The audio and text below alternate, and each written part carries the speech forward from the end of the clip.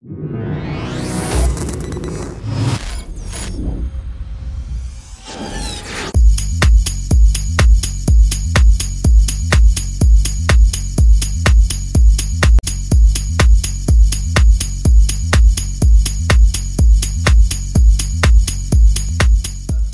Charlie Hedges here, reporting for Lucky Life TV.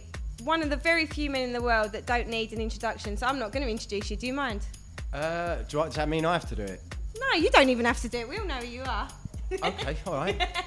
That's a good start. So tell us about your set today, obviously at Space. Come and check it out. It was off the scale. Do you enjoy it? Yeah, it's always good here. I mean, Carl, I think, has the most sort of discerning crowd on the island, and I love playing with him and for him. And there's something, I don't know, something about that room. I never turn the volume up, but about halfway through it just seems to get louder and bigger and more intense. Yeah. And I just get completely lost in it, lost in the noise and the smoke and lasers and mirrors. Yeah, no, it's great. It always good. My ears are still ringing up. You're not shouting, it's all right, not yet. But in terms of producing, what's going on with that? Are you back in the studio? Are you going to be back in the studio, or is that kind of done now? I don't know. No, I don't think it's done. It's just for the time being, I'm not turned on to do it. Okay. There just doesn't seem to be the hours in the day. When I was younger, I could produce and remix and be an artist and a DJ.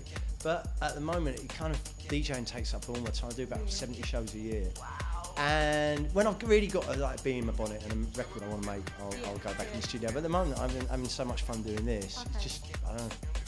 Never say never, but not at the moment. The speculation regarding the closing ceremony for the Olympics, this has been going on for so long. I've been out in Ibiza for 2 weeks, so I had no contact newspaper-wise. When I heard you doing it, I'm like, oh my word, because it was kept so quiet. Yeah, it was sort of leaked the last couple of weeks, but not what we were doing. I mean, I'd known for 6 months, and it's like, it's one of those things you just want to scream to everyone and tell everyone, but I signed an agreement saying I wouldn't tell anyone. I mean, I told my mum and my wife. And that was it? And that was it, yeah. Well, I mean, because we wanted it to be a surprise, but I mean, we did all the rehearsals outdoors in Dagenham, because we couldn't get in the... We couldn't get in the stadium. The opening ceremony, they rehearsed in the stadium, but obviously they were using it during the Olympics, so we had to rehearse in a car park in Dagenham, which is in complete sight of the A13. Do you know what? Everyone driving past all this giant octopus and scooters driving around and everything. Yeah, but no, it was fantastic to do. Well, that's what you said. You said about Dagenham. That's where I'm from originally. We were right by the full factory. I know exactly what you're talking about. Yeah, and we built the whole set there, but without any kind of security or... So, like I said, anyone driving down the A13 could see us rehearsing. They probably just didn't put two and two together. And what was the feeling like? Because I spoke to you briefly before the cameras rolled, and you said it was probably the biggest gig of your life. What was it like going on? It was the whole thing was mental from start to finish. The honour of being picked, kind of like I sort of felt like I was representing Team GB in the DJing stage because I was the only DJ, and yeah, you just felt like it was a real honour to do, and it's just mental to be in the rehearsals, just wandering around and there's supermodels and Eric Idle and so the whole experience was quite weird. And then when it came to it, it was quite scary, obviously.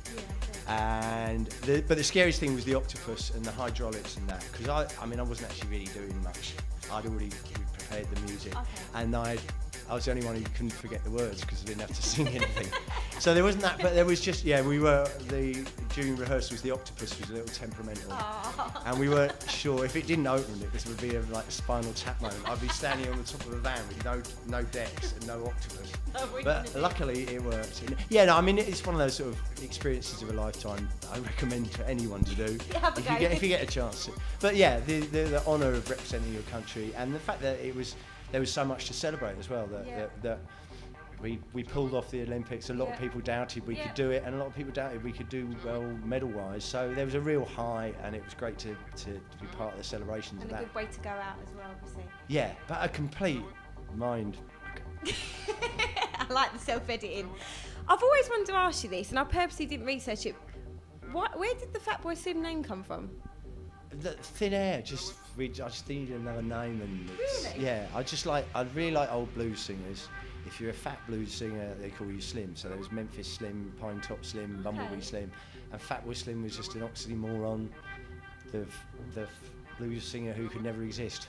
obviously DJing, you DJ around the world, like you just said, 70 gigs a year, which is just ridiculous.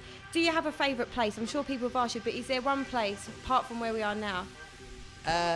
Brazil is very close to my heart. They really like me there, and I really like Brazil.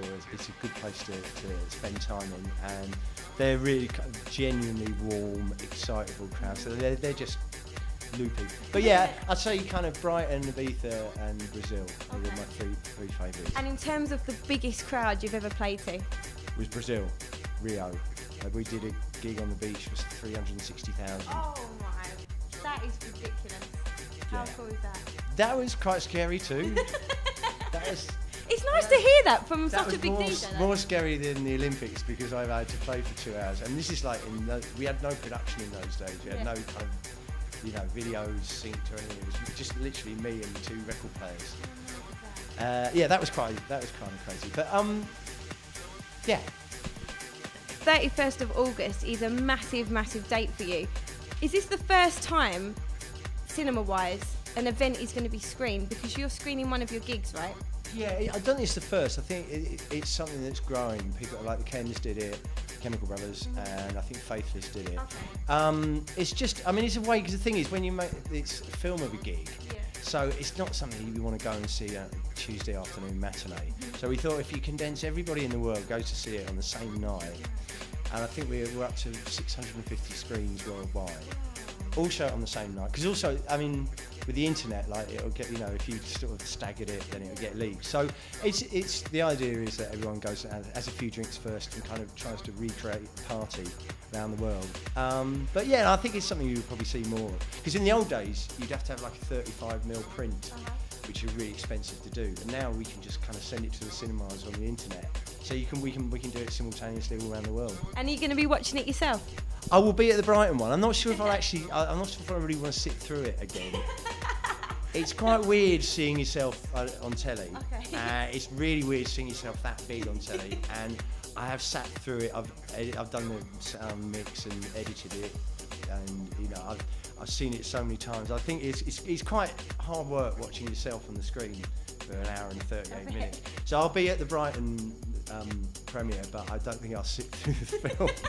I'll go and get a kebab or something while they're watching it. I love it. Loving your style. Listen, it's an absolute pleasure meeting you. Carry on doing what you do. Absolutely smash it. And thank you very much. Lovely to meet you. No problem. Thank you. I said watch it, because last time I got interviewed by a breakfast DJ in Ibiza, I ended up marrying him.